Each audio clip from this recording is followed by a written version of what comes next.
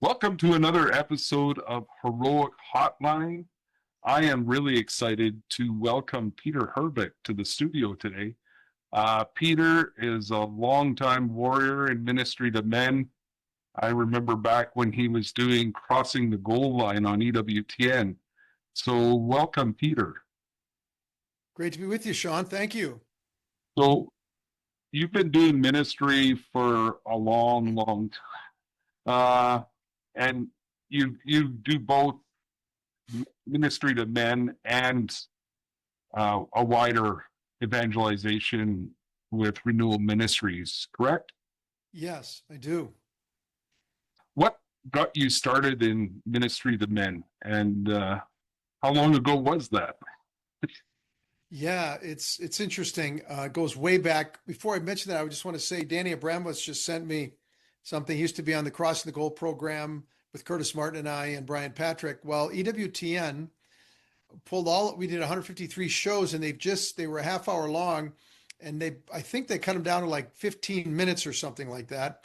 And they redone them, and they're showing them now on EWTN again. Oh, And wow. they're great. They're really good. Danny, they put a lot of hard work. Their producers put it all together. So the men who are listening here might want to just check out EWTN and see what it's like. And it's actually shorter and it's good. And I was impressed by it. I thought, nah, that's probably going to be a little outdated, but it's really not. It's really good. So anyway, We since talk you about mentioned it, timeless things, right? Like it's yeah, true, really true. uh, uh, Yeah. day same struggle. Yeah. So I think I going all the way back to when I really got uh, you know, baptized in the Spirit back when I was in my early 20s, or before I was even 20. And I ended up working on NET Ministries. I was a volunteer, on one of their first missions. It wasn't NET yet. It was called the Blitz Teams back then. That's how old it is and how old I am, But anyway, so it was ministering to high school boys. And I just had a passion for wanting to reach them, just seeing them from city. We did 24 retreats in 25 days or 23 retreats in 24 days. And we were a different place every day and just trying to reach young guys. And I just felt kind of a calling to it at that point. And so throughout my time here at Renewal Ministries, I've been here basically for 40 years, there was always invitations to speak to men. And when those opportunities came, I took them.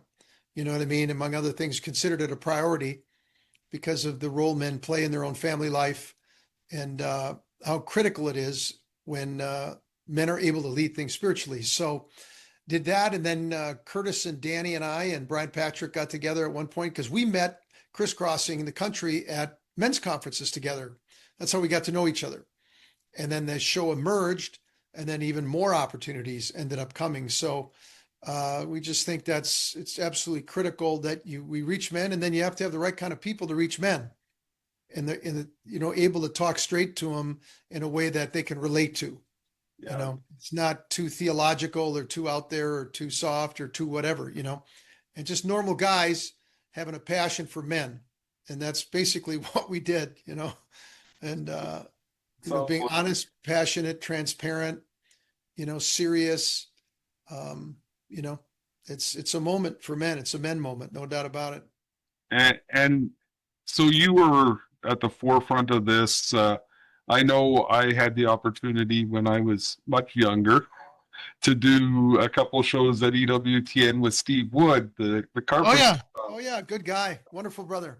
Yeah, Yes. back in the day, and I'm Yeah. guessing your net time is where you probably met Bishop Scott McKaig. Yeah.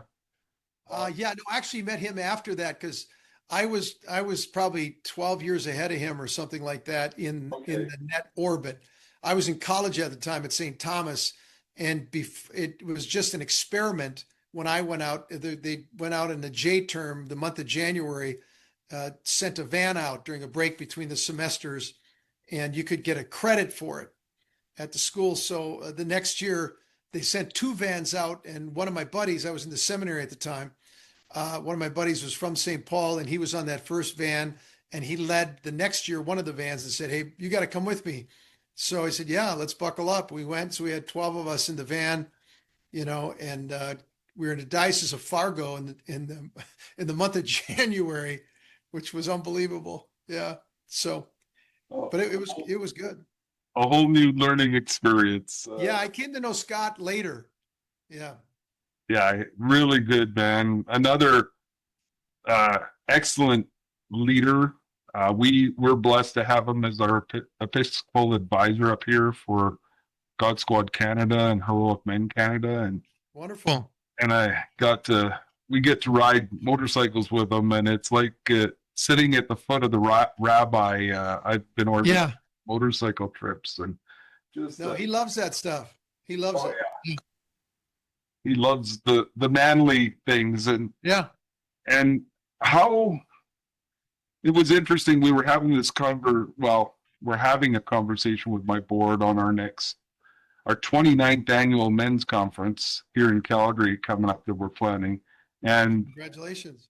Like, I'm trying to capture that heroic call. And the Shackleton expedition is one that, it's like, how did he put a small ad in the paper and men signed up like crazy, and one of my board members was suggesting, well, that was a different time, that men aren't looking for that challenge and adventure. But I don't think men have lost that. Do you?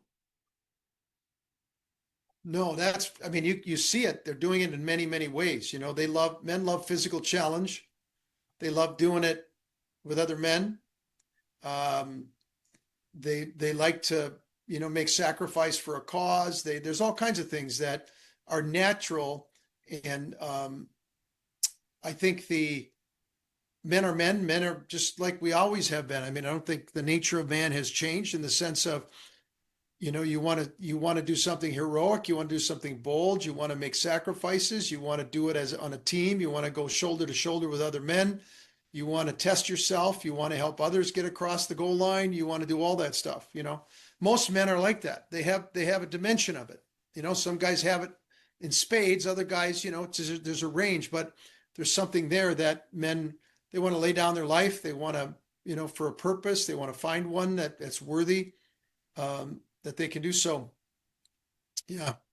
And is that attracting men to the work you're doing? Because you're all over the world evangelizing with Renewal Ministries. I know you do a lot of work in Africa and, well, all over. But are men answering the call, or is that still women's work? It all depends upon the leadership that's in their life, for many of them, or one, how they're raised. You'll always run into guys who were raised in not big numbers, but guys who were raised by good fathers and mothers, good family, and they were solid, and so they're healthier, more solid. But I would say there's no doubt that there's greater passivity and detachment from men than it used to be many years ago. I mean, all you have to do is look at videos of the Knights in the 50s and the 60s, and there were multitudes of men. It was part of the culture, and the church was highly respected in those days. And so it made sense. It had a cultural momentum to it that isn't there anymore. The man's desire to do something heroic is still there, but it used to be tied more directly in a way that made sense to them with the church. And unless you're converted, and what I mean by that in particular, you've really come to encounter the man Jesus Christ, and come to love the church the way he loves the church, and he's the one who's captivated you, and he's the one you're following. You're giving your life to him. You're willing to die for him. That's the game changer. And there's guys out there who are like that, who've had that experience. So, but a lot of men are into experience, doing exciting, incredible things, but it doesn't really have anything to do with the church, generally speaking, but there are converted men who are, I think, have a heart, have a desire to want to, sort of take their place and do some challenging things to demonstrate their commitment to Christ and their desire to lead, protect, do whatever's necessary. There's too many young guys right now that are, on the internet every day, all day. They're kind of dialed in to their phones and games and all the rest of that stuff that have them sort of captivated. But they're kind of a lot of young men have lost their way. There's no doubt about it. That's why you have the giant right wing, the guy, I'd never heard of him until last week, Nick Fuentes or something like that. His name is in the United States, 5 million followers, and he's way out there, way out there. Yeah, And there's a reaction because men feel alienated, and so. But that's where it's our job as hopefully men who have learned with some wisdom to guide those lost souls.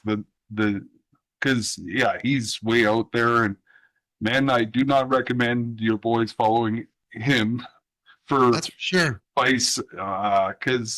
And there's other ones like I forget his first name, Tate, that where they do not live or promote what a heroic man is.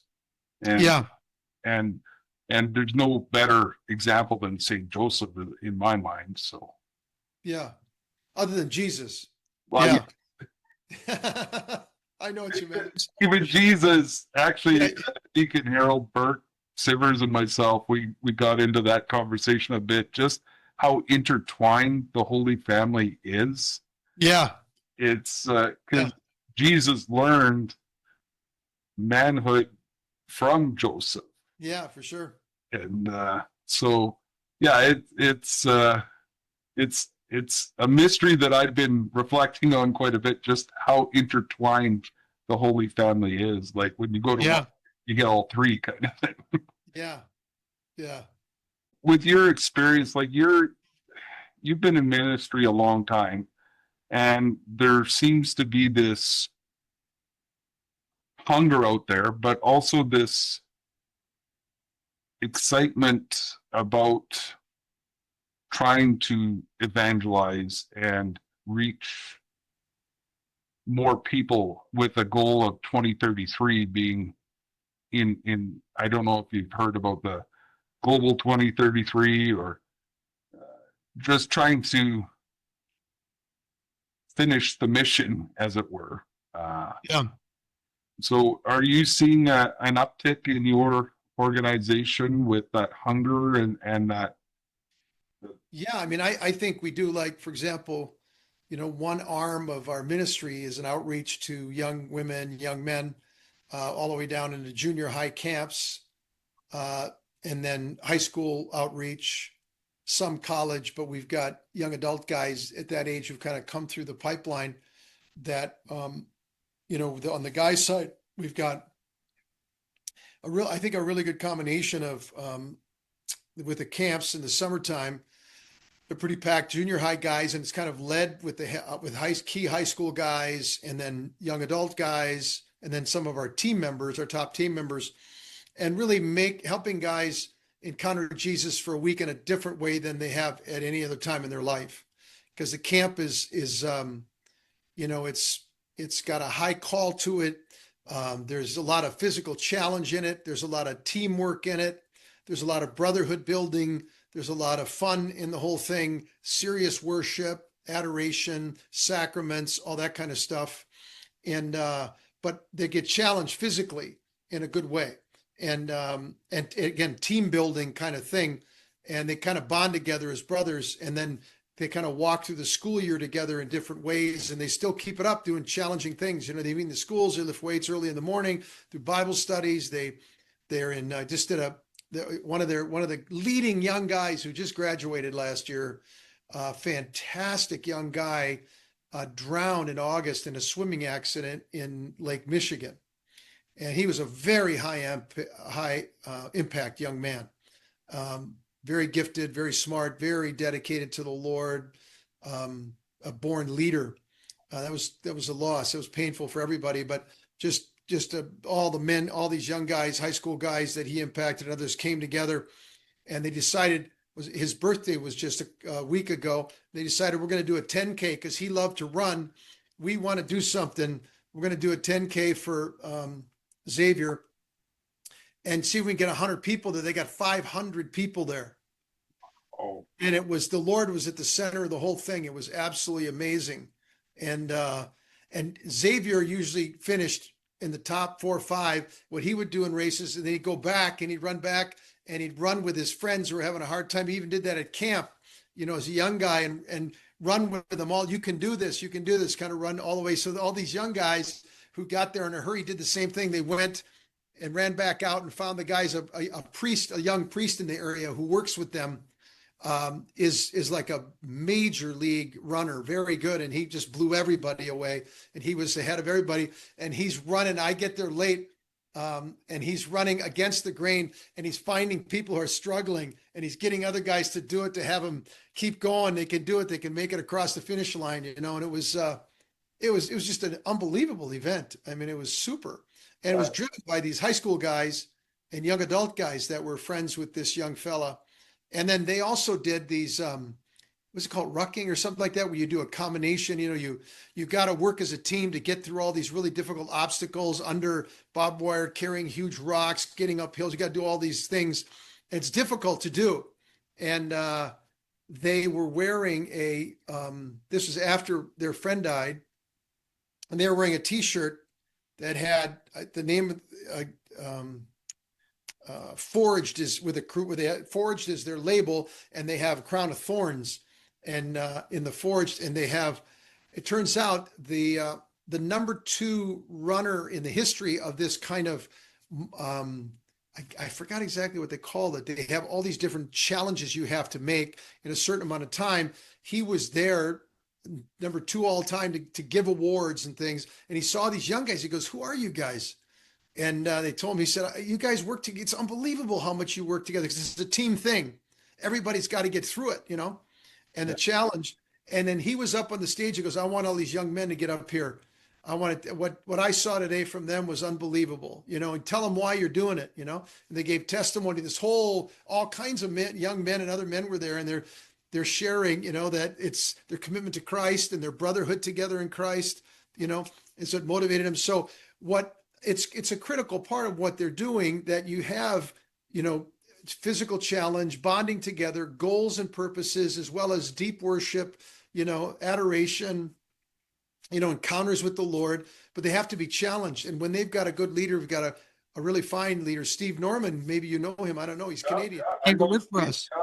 I had him in Philadelphia a couple of years ago for the Heroic Summit. So Steve's from Ontario. And so he's now working for us down here. He and his wife, Katie, and she's working with the girls, and Steve's just doing a great job leading these young men. And so it's critical that men have leaders. Men will follow good leaders. That's the critical thing.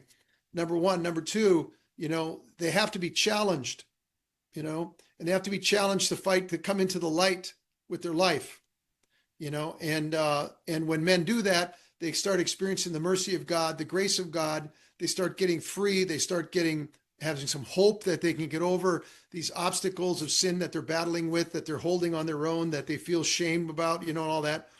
These kinds of things have to happen, and begin habits.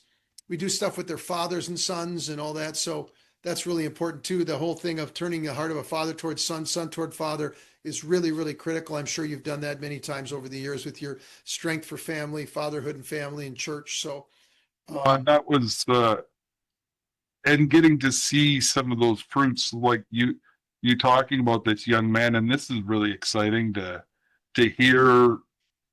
Like, hopefully someday he'll be recognized as a saint if he's inspiring that much in the other young men to follow him. And we all want to strive to leave here as a saint. And some of the stuff that you talked about, the challenge, we didn't set this up before, but it's so timely, because we're in the midst of a 30-day prayer challenge with Andre Renier, just teaching men how to pray every day and encouraging them. And we're developing right after this. I'm going to a meeting with a guy doing a video for us we want to do a Giving Tuesday challenge for men to, get off the sidelines, and who is God calling you to reach out to?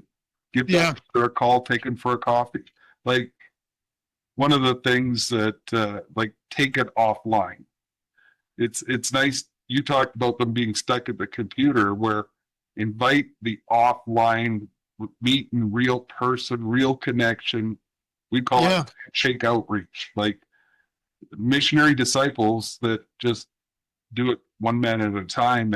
And who are you called to do that? So that's one of the challenges we're going to lean into here at the beginning of Advent, just to Yeah.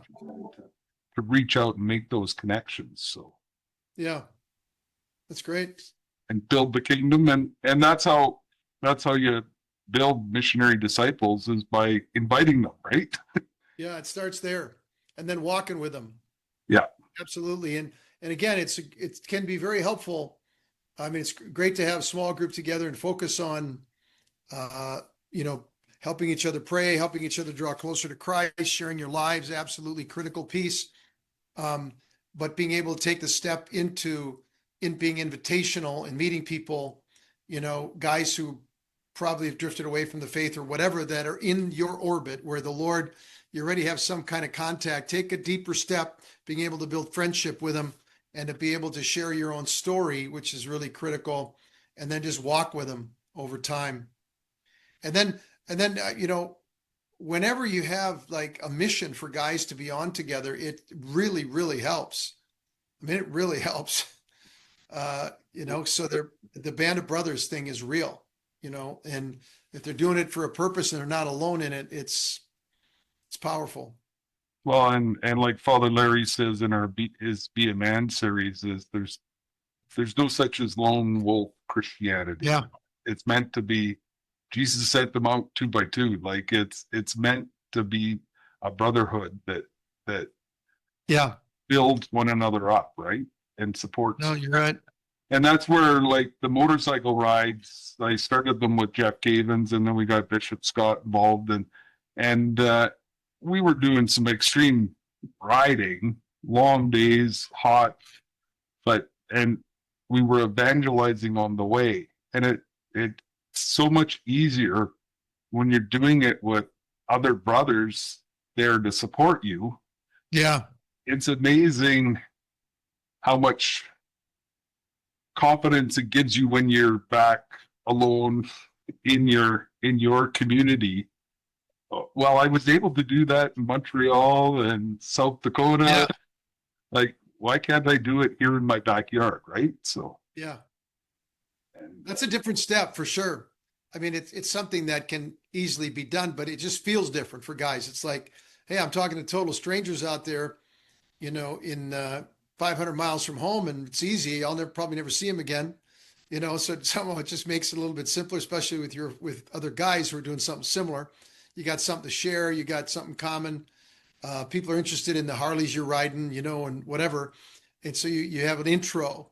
But with neighbors and friends or people who already know you, it's a little more difficult. But actually, it's mostly here. You know what I mean? And rather than a reality, stepping through that and being invitational, it's basically the same thing, I think. You know, but it's just hard to believe that because. and we just the previous episode on the Heroic Hotline, we had an example of that where one of my board members invited his atheist friend to our God Squad conference and said, "Look, you get a free lunch. Come on." And the guy left there wanting to know more. And over the course of 2 years, he joined the church, and we just had his funeral last Thursday, and just what an impact. He joined the church this past Easter, and now we're burying him as a devout Catholic. He joked that he was one of those guys that showed up late for the harvest, got paid the same. Yeah, I got the 11th hour. He got the same wage. But what an impact that has on that. Everybody involved, like the priest was so moved by the whole story that he was saying it in his homily this past Sunday. So that's great. So God is giving us glimpses of the work that we're doing is making a difference. And I'm sure you have had thousands of stories of the impacts made by Renewal Ministries in your 40 years of mission work. Yeah, one of the great things has been actually meeting uh, extraordinary men in different parts of the world. For example, let me give you an example. So right after the wall went down in the Soviet Union in the 90s, shortly after that, the Lord kind of launched us. There's a whole story behind that, how that happened prophetically. Pretty amazing. But we ended up meeting, as we got there, some young leaders, who were being mentored by a priest. For example, this guy, I'm thinking of some guys in Slovakia, and this priest, who was a priest incognito at the time, and he was mentoring these young men one-on-one, and they didn't even know each other, the guys. I mean, he didn't say who he was mentoring. It was all just one-on-one discipleship. And then when the wall went down, these guys stood up, and they're like, whoa, there was a whole small army of young guys that this priest had mentored. And I met some of them when they were young, and got to know them. And they had a dream of taking the gospel to the former Soviet Union in different places, planting missionaries, because they could speak Russian. They weren't thrilled about speaking Russian, but at the same time, they saw the mission field that was there. And so we partnered with them, and they started sending young men and women that they were raising up to go plant them in Kazakhstan and different countries in that part of the world. And they've had just an amazing impact. Yeah. I mean, and we've walked with them, supported them, given them some financial support over the years, but also done missions all around the former Soviet Union with them. And it was interesting. He just, the one guy I'm thinking of, his name is Bohu Zhivchek, and he's just a very talented guy. And he was part of those Danube cruises you see sometimes on commercials, those boats. Yeah. He was on one of those boats. He was leading worship, and they had parliamentarians from all around the countries along the Danube, current politicians, some former prime minister, president, others, all Christian. And they were praying all the way down the Danube for these different countries, and across the Danube, where the border with Russia used to be, the Soviet Union. And they're praying forgiveness, they're praying deliverance, they're doing all kinds of things. And it was just all kinds of men were on that boat, leaders. And here this guy is, I think about him when I first met him, this young guy, and he's kind of been in the middle of all kinds of things that were very, very effective. And walking together has really made a difference. So part of our fruitfulness around the world is finding the right men on the ground that you can invest in.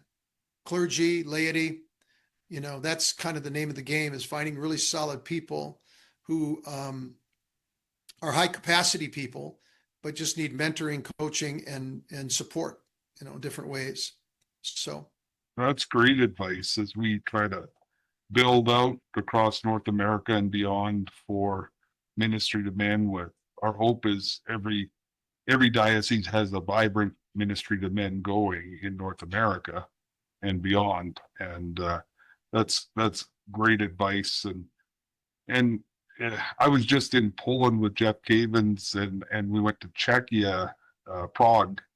And yeah, it's amazing, because I was reflecting on this after our trip. You talked about the former Soviet Union, where you got Poland, which is this huge Catholic country, and then Czechia is supposed to be one of the most secular countries in the world, and they're neighbors, right? It's amazing what the right people in the right places will do. yeah. No, Prague is absolutely beautiful. And you have all the history of Catholic Church all over there. You've got the castles and the cathedrals and the 12 churches all around. And those were the time, it was the time of the great, period of Christendom in the history of the Catholic Church, when Catholic Church was the center of culture. But it's collapsed in those parts of the world now. Not absolutely collapsed, but it's, declined dramatically, and they're highly secularized cultures. They need to be re-evangelized, And so we've been sending teams to the former Czech Republic for a very long time, 30 years or so, and working with leaders on the ground. And there it's like one convert takes a lot of work. You just have to be faithful and keep going. and there's some really wonderful people there. So supporting and walking with brothers and sisters in different parts of the world is really critical for fruitfulness, and because that's the Lord's plan anyway. To be able to stand alongside each other and support each other and call them forth. So how many countries are you in or have been in? I don't know, maybe in terms of some deeper immersion than others, but probably, I don't know, 75 countries maybe around the world. And we try to work, I can kind of tell you the story, how this began. I don't know what kind of time you have or what's on your mind. I want to make sure and follow what you're interested in, but No, we're interested in hearing how you're succeeding in making missionary disciples, because that's our goal, is to turn men into these missionary disciples here in I'd be happy with all of Canada right now, but yeah, because we've got a rich history out east that needs to be resurrected too. So yeah, that's very true. I love what Father Mallon's doing out in Halifax with Father Simon Lobo and those guys. Yeah, I mean, it's there's a kind of free fall happening in Atlantic Canada in the church there in many ways, but those guys are working every day to turn the tide, and some really good fruit is happening there, and it's because it's leadership, it's leadership. It's clarity about the gospel. It's clarity about what's at stake. It's new life in the Holy Spirit. It's learning the best, getting the best wisdom you can about how to face the challenge, but then it's just going all in and having the right things front and center, so, and again, I think Halifax, the parish there, St. Benedict's, I think that's what it's called. Yeah. Was I think the most radical transformation I've seen in a parish in many ways in North America, where, it was in decline, then they start saying, keep doing the same thing over and over again, because we're not going to go anywhere. So Father James gets the visions, gets clarity, starts building using alpha ways to bring people to conversion, power of the Spirit and all that. And not only do people start to get renewed or converted, and then the parish starts getting stronger and it's forming a community, they start reaching out. I mean, they really made that transition, not just, okay, now we're doing good, we got most of the people coming back to church or something, but we want to seek and save the lost. We want to be invitational. We want to bring as many people in. And that's a very unique transition, especially in a place like that where they are. But it's not rocket science, really. It's not rocket science. It's clarity about what really matters, what's really at stake, and then good leadership, and leadership knowing how to help people encounter the Lord. Yeah, and we're in the midst of a diocesan renewal here, where we're doing the much the same thing. I was our parish renewal chair, just trying to revisit what the parish is. But it's the three priorities for the diocese is making missionary disciples, being a church of encounter, and supporting the family. So like, if your ministry isn't doing one of those three things, then you have to actually consider, what is it that you are doing here? Yeah. So yeah, it's bringing it back to basics, and like you say, it's a basic message. Jeff talks about the charisma, right? A cup of charisma in the morning, kind of, and it's keeping it simple, and being that church of welcome and invite. And I could talk to you for hours, and I look forward to talking again. But I want to thank you so much for taking time to visit us in the studio here on Heroic Hotline. I look forward to seeing where the Lord continues to lead you and your ministry. And I want to thank you for all the years of service you have done, especially in the world of ministry to men. And I'll be reaching out to EWTN to see if we can get some of those on the Heroic Men app, so that guys can have access to those 15-minute segments, because that seems like a great breakdown for small men's groups. So yeah. And then there's also there's a whole like handbook that's online right there to how to lead a group, how to just all the practical stuff you need to do. That's super helpful because in some Danny, you Bramwitz used to tease say that we need the Dick and Jane version for most guys, otherwise they're not going to do it. You know what I mean? Just tell me what I need to do, man. Just keep it simple and I can do it. It's all set up there to help guys do it in a way, and it's not complicated and very user friendly, put it that way. And that's what Heroic Men is all about, is just supporting the growth of ministry to men and Yeah. keeping it simple. So, Yeah. and so for our audience, we're probably going to call it for this season of Heroic Hotline. And we'll be coming back in the new year. Please continue to reach out, pray for us. We'll be praying for you. And we'll have more great guests like Peter Herbeck in the near future. And hopefully maybe even Peter will come back and visit us, or I'll get him into the other studio with Dram with friends if he likes a little whiskey and talk a little further. So thank you so much. And any last words for the guys, Peter? Well, Sean, I just want to thank you too for your faithfulness and your passion and saying yes to the Lord. You know, each one of us is called to mission. We're not all called to do the exact same thing, but we're called to be open. And the Lord will, if our hearts are open, you say, Lord, what is it you want me to do?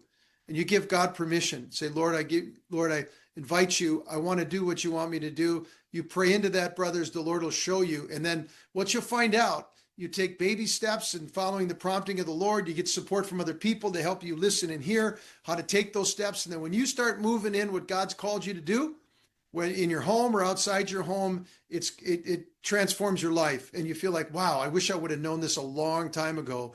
This is actually amazing. And a lot of times it's a lot of fun. I mean, it's challenging too, and it's hard work and, you know, can be lonely at times and all that. I'm not trying to sugarcoat it, but man, there's a lot of gold there. And a lot of guys find a small band of brothers. They find a mission that fits them. You know, the Lord leads them to who they are. You don't have to be somebody you're not, and do things that you love and in the context impacting other people. And you'd be so glad when it happens, but you just have to give God permission. Say, Lord, I'm ready to go. Bring the people into my life that can help me. I promise I'll pay attention. Lord, I'll pay attention, and I'll go through those doors that you open. So, yeah. Thanks again, Peter. Sure.